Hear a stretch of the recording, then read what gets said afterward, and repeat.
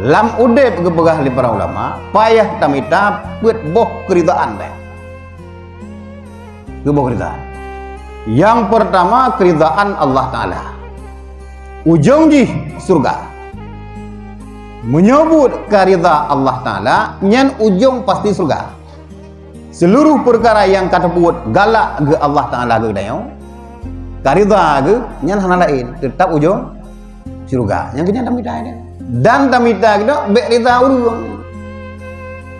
Bek tamita kemuliaan daripada urung perle. Rida Allah tamita. Nyu perle merupakan surga. Yang kedua rida Rasulullah. Seluruh perkara yang kagak pegah dengan Rasulullah bek nak kerja. Baik dari Rasulullah maupun daripada Allah Ta'ala bek kerja. Yang gedam bek ubud.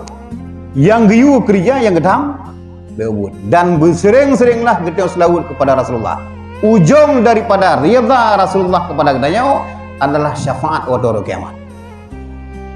Menyo kita karida Rasulullah, kagalak Rasulullah kepada kita nyan hari kiamat, bersiap-siaplah kita mendapat syafaat daripada Rasulullah.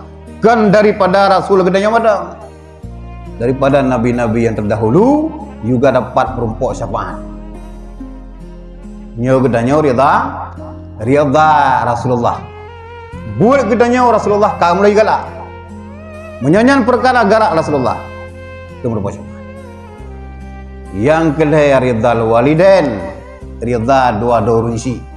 Ujung daripada rida dua-dua runsi kemudahan dalam udip.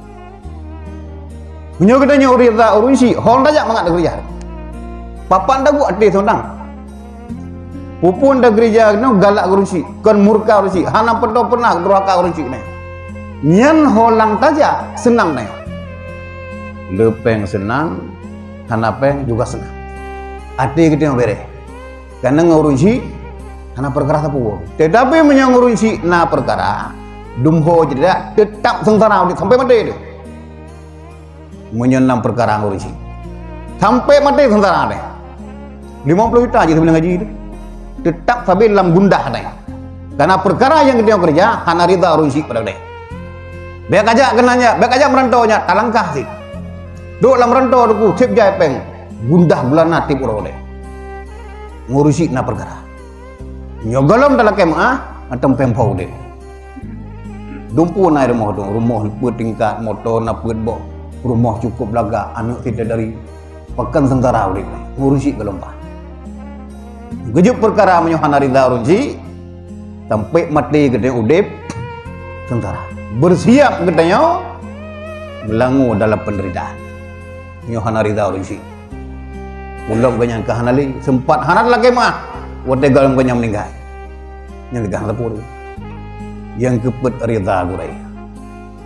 Ilmu yang ketuntut menyohana rida bak tempat tuntutnya sumudip hanam faat ilmu. Yang kerja pakan kepegah, bila engkau menuntut, janganlah getanya melakai cara. Ya Allah, Nabi bercara waktu aku menuntut. Baik. Tak melakai berkah ilmu haji. Cara haji, getanya waktu tajak, bet nama adab. Madab majlis, madab ngon, madab ngon kitab, madab murai. Menyohananya, sungudip. Mubhom getanya, tapi hanam faat bagi dia. Jangankan urut lain, kedra udah manfaat. Ilmunya itu hana rida boleh, hana ada boleh. Wadai dan ego dumpu dah depu itu, abeh dah depu ini. Manfaat hana ilmu yang gede. Karena hana rida badan dulu. Gedanya menyokun umi payapati. Bek tamita ilmunya lagi buah mita darut. Dan duri kan? Buan duri darut duri. Jadi kita untuk ilmu, baik lagi buah minta darut. Buah, wadah minta darut. Kita kak bergom, hinai kubah. Yang gede. Itu tak lo. Nah lo, kak itu gom. Yang ini, lu, gede yang mana? Yang mana berkah. Tuntut yang awal, gada. Yang gaji menyocarang, hai tak kelola ilmu ini. Menyocarang cara, menyoberkah. Tak bangai itu sekalipun ilmunya jik kebun. Trip malam kena yang ngurung manganya.